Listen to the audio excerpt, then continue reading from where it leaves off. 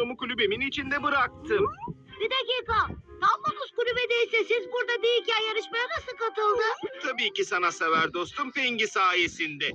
O tabloyu alıp yarışmaya götürdü. Pengi mi? Merhaba Bay Palet. Aa, kare takımı. Pengi. Hoş geldin Pengi. Biz de şimdi senden bahsediyorduk. Benden mi? Ben de bir şeyler anlatmak ve sizden özür dilemek için gelirken harika haberi duydum. Benden mi özür dileyecektin? Evet, tablonuzu yarışmaya götürmek için geldiğim gün korkunç bir yağmura yakalandım. Ne yazık ki tabloda ıslandım. Renkler birbirine geçti. Dikkatsizliğim için özür dilemek istiyordum ama sonra tablonuzun ödül kazandığını öğrenince çok sevindim. Tebrik ederim Bay Palet. Yani bu benim tablom mu?